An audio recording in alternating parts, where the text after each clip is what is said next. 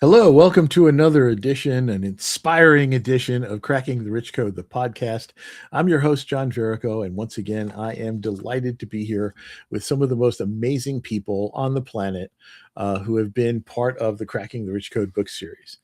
And today's guest is, again, no different. Well, yes, she is. Everybody's different and unique in their own way. And Tanja Bartolo is absolutely amazing. Wait till you get to meet her. You're going to love her. She's just very inspirational, a lot of positive, bouncy energy. You're going to really get into it. And she is one of the authors in the most recent edition out as of this recording, which is volume 20. And her chapter is A Dream to Remember. We're going to talk a little bit about what all that means. So, Tanja, welcome. Hi there. Hello. Hi. Thanks for having me. Absolutely. I'm so glad we got this scheduled. We had some scheduled juggling going on there for a little while, but we finally got it together, and I'm so glad that we finally got together. All in perfect timing. Absolutely. Absolutely. You've got so much going on in your life. And so we'll talk a little bit about all those exciting things that are happening to you in the personal world as well as in the professional world. But let's talk just very briefly, because you have here a title underneath your name called the Soul Alchemist. Mm. So for someone who is maybe not attuned to what that means, explain what that means. Well, the traditional, idea of alchemy, turning lead into gold, is really where that comes from in helping people being able to, and, it started with me, from a very arduous first couple chapters of my life and cultivating a lot of density, a lot of heaviness, really being able to turn that pain, childhood trauma, etc., into passion, into purpose, into helping others. So I really help guide in terms of transforming any of that Mhm. lead, that density, that heaviness into the goal of purpose, possibility, and living, the most meaningful life possible.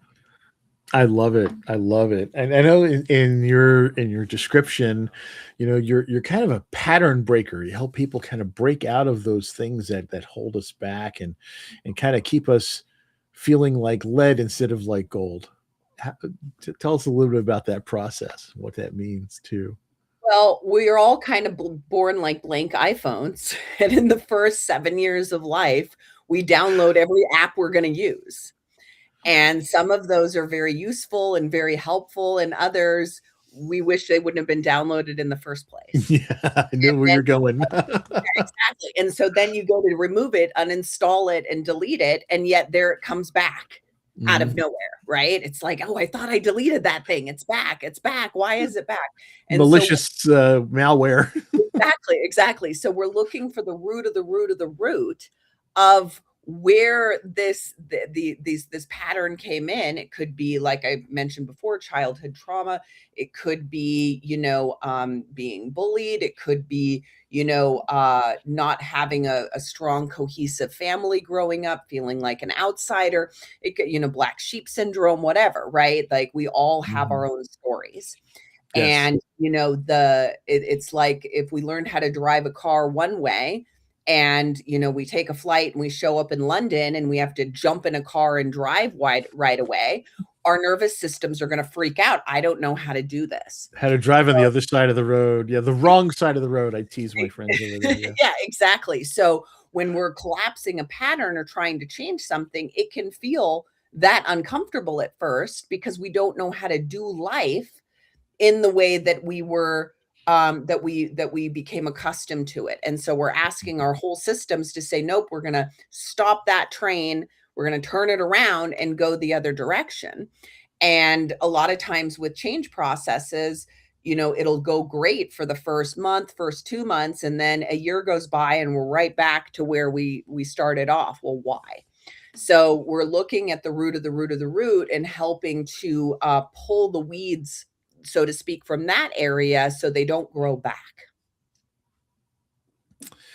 I love it. What a fascinating way of approaching it, too. We all know that we have this, I'll call it baggage, that comes from other people, right? And the people who told us we weren't good enough, people that told us we weren't going to amount to anything, the people that uh, put us down or bullied. I was a bullied kid, so I understand all of that. And so we tend to limit ourselves based on these other people's opinions of who we are.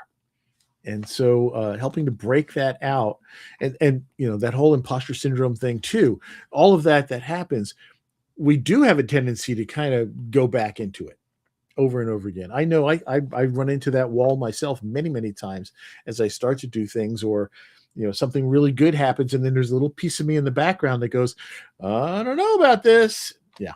Mhm. I Yeah. open the chapter with, a story of being told very many times growing up that I should have never been born. And in the moment of hearing that, I would reject it, right? I'm like, that's not true. Like I had this very strong sense of self, like whatever, like that. But what happens is after hearing it dozens and dozens of times, it gets back into the subconscious and the unconscious. Yeah. And that's where we are actually creating our life from. None of us were taught that we're all, infinitely powerful beings that can, shapeshift and sculpt our reality. Like it's like, okay, you're kind of stuck with what you're stuck with. And yeah, Mhm. you can, that kind of American dream. Okay, you can, if you believe it, you can achieve it, that kind of thing. But, if there's this belief there that says, no, you can't, that belief is going to override your consciousness Yeah. saying, yes, I can, yes, I can, yes, I can. And so Mhm. we're looking at those unconscious and subconscious patterns in the work that I do, and pulling that root from the source so it's not affecting the daily life any longer. How did you wind up into this? It's definitely a long story. So, and I kind of talk a little bit about that in the chapter too, that I naturally was very multisensory, had kind of ESP, very unusual experiences as a child. So my parents would have card night and I'd be going around the table at 9 and 10 years old, like, oh, your kidney chi is really off. You need some dangguai. And people would look at me like, what are you talking about? And so I turned a lot of it off at a young age because there was that rejection factor. Oh, clearly I'm saying something that's making people uncomfortable.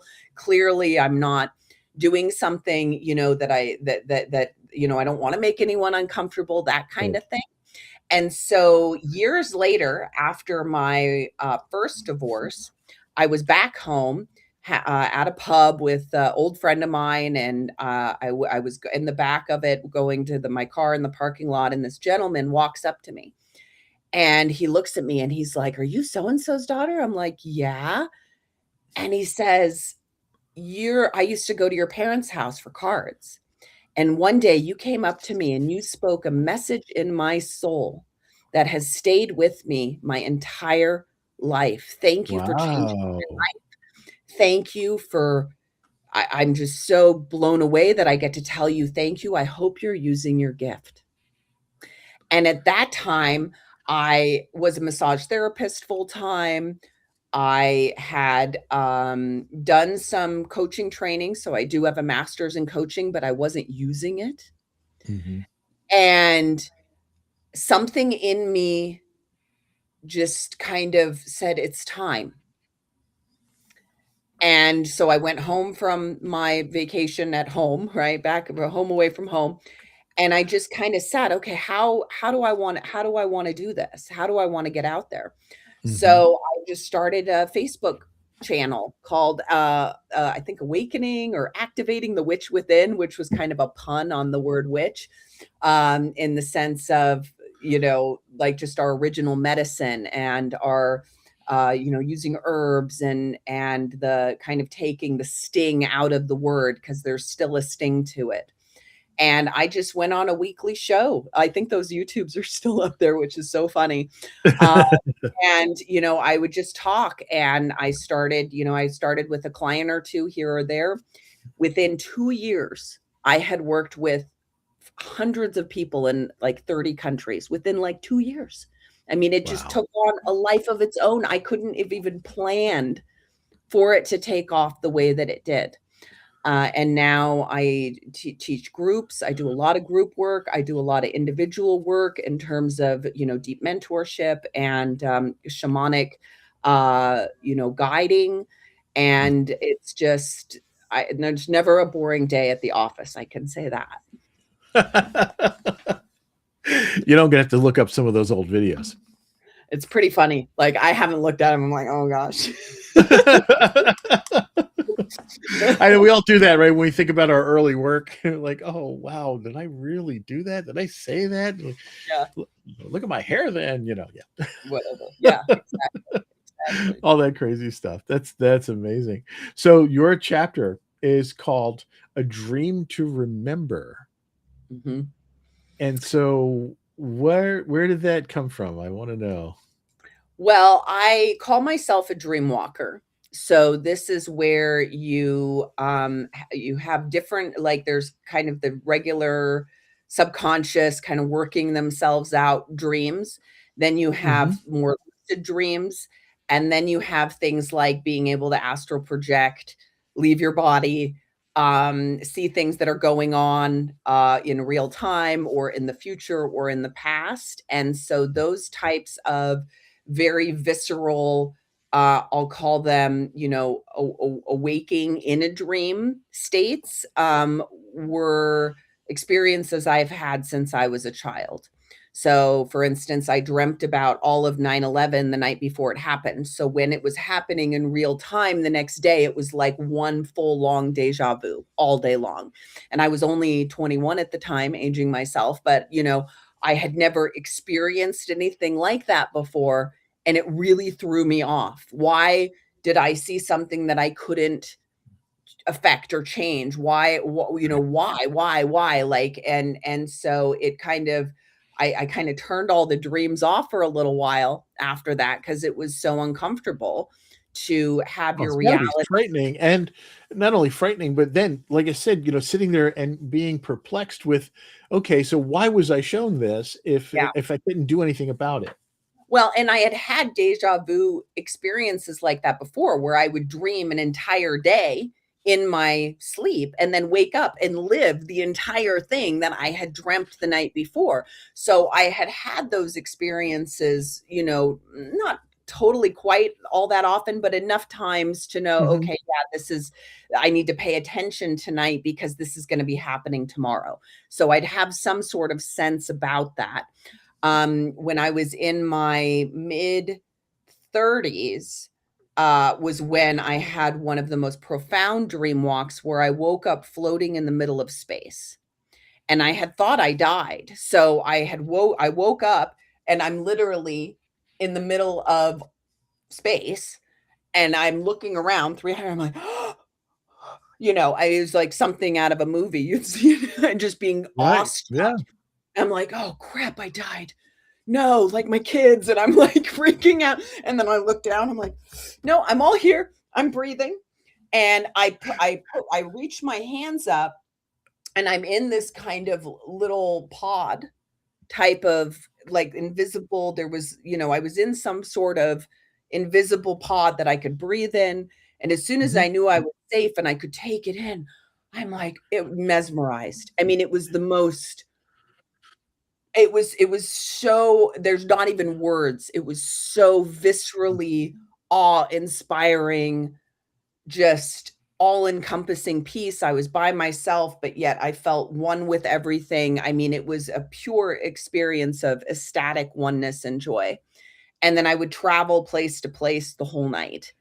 And, like a drop of water flying down Niagara Falls, going through these wormholes and then stopping at the next place.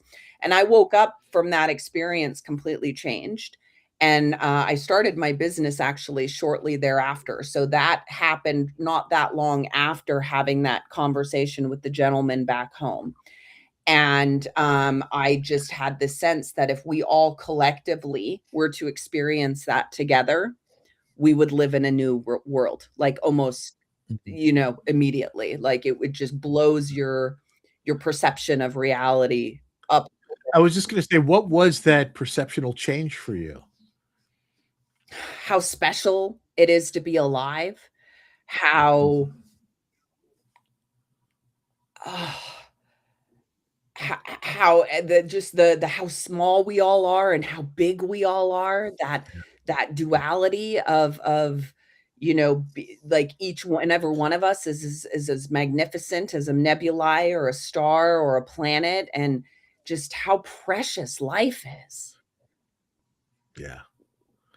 It changes your perspective immensely. I can see how that would do that. Yeah. Um, You, by the way, we are at the halfway point, and so I like to remind people around this time, if you're tuning into this thing late for some reason, you want to go back and pay attention to Tanja from the beginning, because there's some fascinating stuff in this conversation. You're going to be just as mesmerized as I am with all of this. So please go back and listen. We are speaking with Tanja Bartolo, and she is an energy healer and a soul alchemist. And we're having a really delightful conversation. And one of the things that really stands out was a moment ago when you talked about this experience that you had in your dream, and you said, "Oh crap, I died." And I'm like, that is kind of hysterical and also frightening at the same time. So I even wrote down, "Oh crap, I died," just because it just stood out to me. Because I'm thinking, I think so many of us would feel the same way, and I think so many folks who have passed probably are sitting out there in the ether or wherever you want to call it, going, "Oh crap, I died," looking back at what happened to their life. And I wonder, if we look back at our lives, what what do we feel, what do we want to feel that we have achieved? So Tanya, I'm going to ask you Mm. that deep question, right? If you could look back on your life, what do you hope that you have, when the time comes when you really say, "Oh crap, I died," and it's for real?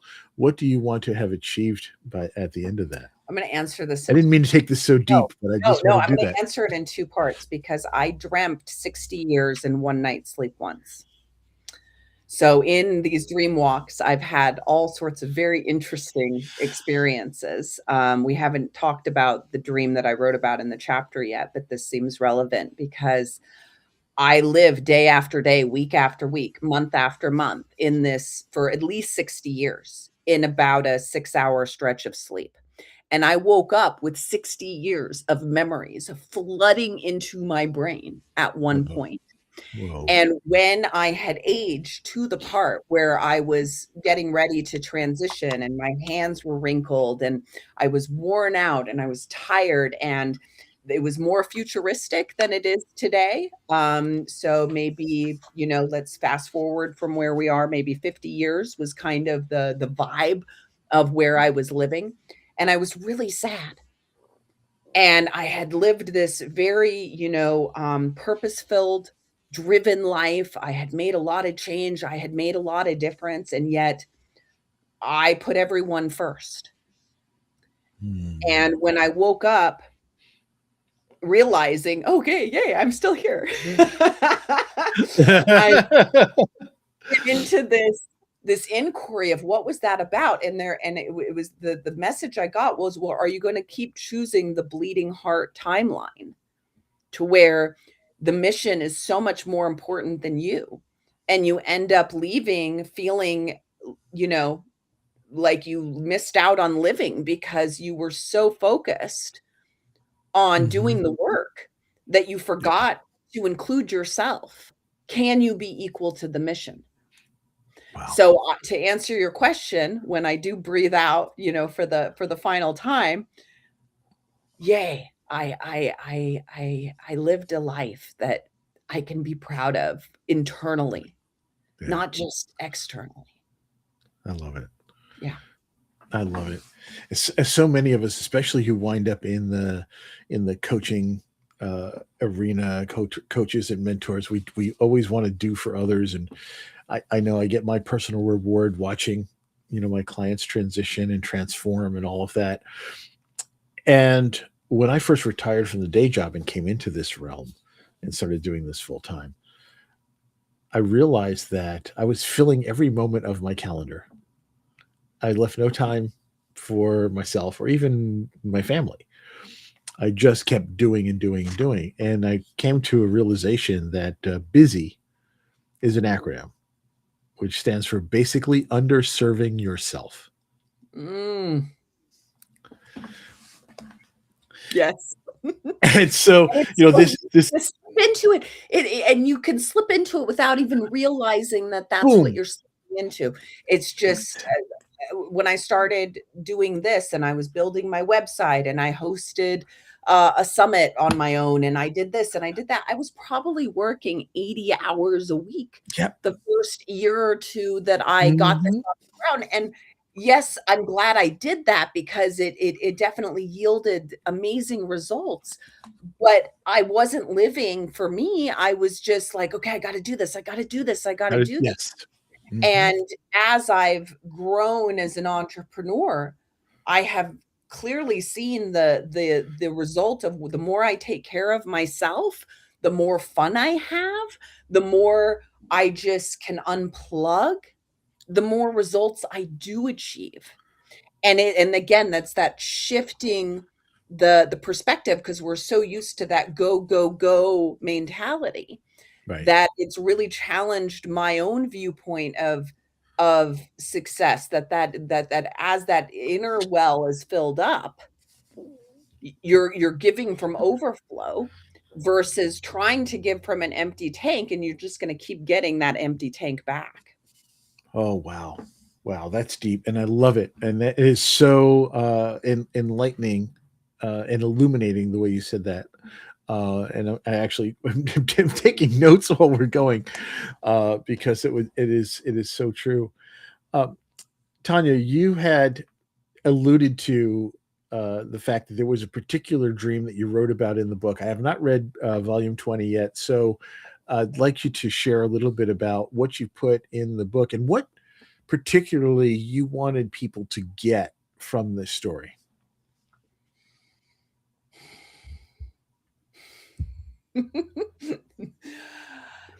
I'm laughing because the nature of our reality has not the way I perceive reality is very different than the one that we've been taught.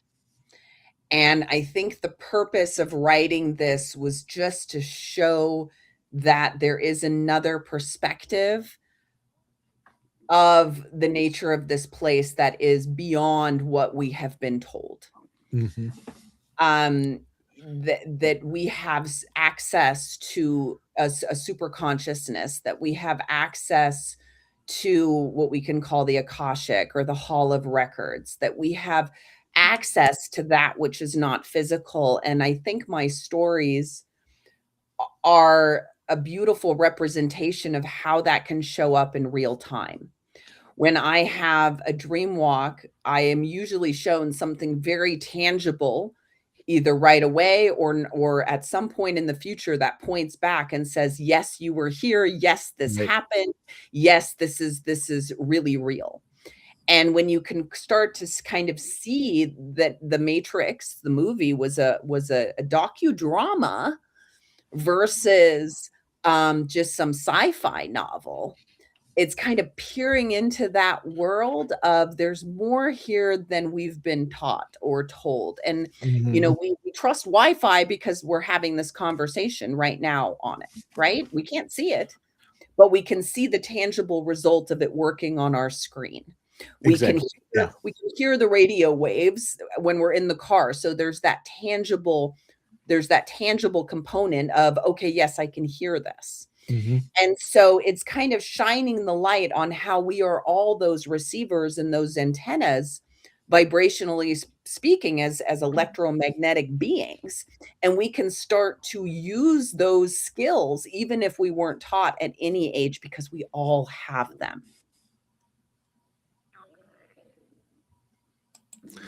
So share just a little bit about the story that highlights this for us. So I talk about meeting my grandfather in a dream walk when I was 25. And at 25, I had already gone through what felt like two lives. I had gone through a lot at that age, and I felt very renewed and very excited for life again, like I was on a big upswing. I had just finished massage school. I was, I had met my first husband. We were planning a family. Like there was a lot of positive movement and momentum. Mhm. And so I wake up in the dream. I usually wake up in the dream, and I'm laying in my childhood uh, bedroom in my old bedroom at my old home in bed, and the room breathes open. It's the best way to describe it. And then there's a gentleman standing at the foot of my bed in maybe 30s work overalls, and I take one look at him and I knew who he was. I'm like, oh, Opa? And he's like, hi, honey. And I jump up and I wrap my arms around him. He had passed away when I was a baby, and I had never met him. I'm crying like, and it was like hugging heaven. And so we Mhm. spent the whole night talking. And he, at the end of the conversation, so I go into it in the book, but at the end of the conversation, he had a warning for me. He just said, okay, I came to tell you that you haven't seen the worst of it yet. Like you are going to really go through Mm. it. It's going Oof. to get so hard. You are going to want to leave. You might even try to leave, Mm. but we're not going to let you. You're going to have to stay. And when the worst is behind you, I will send you a message, and you will know that the worst is behind you. And of course, I'm freaking out. I'm like, what are you talking about? What's going to happen? What's this? What's that? And then he's like, don't worry about it. You'll be fine. I'm just giving you a heads up. And of course, I'm like completely like, no, I don't want to deal with I anything. don't want to deal with this. And then he goes, okay, well, never mind that. Let me show you, let me show you what the most important thing that we're going to talk about today. And I don't talk about this part in the chapter. I don't talk about the concluding of the dream in the chapter. He said, he says, you need to remember this. You need to remember this. If anything we talked about today, you need to remember this. And he shows me a sketch, a black and white sketch, because we don't have cameras on the other side. So this is the best thing I could do. And I'm like, huh? And it's him and another guy wearing wigs and making funny faces. And I look at him like cross-dressing in heaven. What is going on here? And he's like, no, Billy, you like that's not what this is at all. Just remember this photo. And so then we say goodbye. It was very emotional. I woke up bawling, like gutturally crying, like in a way, like tears that were, from the deepest part of my soul crying. And the next day I call my mom, and she's not really, we don't really see eye to eye when it comes to my experiences and things like that. More recently we do, but back then definitely not. She's like, "Oh, that's nice, honey. That's nice. That's really nice." And I'm like, "Oh, oh, what was that thing?" And so I describe the sketch to her, and she starts crying. And she said, "When I was a little girl and sad, he would put on Oma's wigs and make funny faces to cheer me up." Oh my God. Wow. And there was the And validation yeah, right there. Right yeah, there. yeah. So Tanya, I wish we had more time. We are right at the top of it, and do have to wrap this. I have found recently that this program will cut us off, so I want to make sure that we wrap this up. We've got less than a minute left. What is the one thing you want people to remember? And I'm going to put your website out there. Everybody, learn more about Tanya Bartolo at tanyabartolo.com, and also read her chapter in volume 20 of Cracking the Rich Code, and connect with her on LinkedIn or on Facebook. She actually does both. And she said, actually, Facebook, you might reach her a little faster, but she's on both LinkedIn and Facebook. But with that, Tanya, what's one last thing in this last 30 seconds that you want to leave people with? just gonna say, remember who you are. That's the last thing. Just this life is a whole long journey of remembering who you are. And I it's love my it. pleasure to support others and remembering more of their depth and more of who they are. And thank you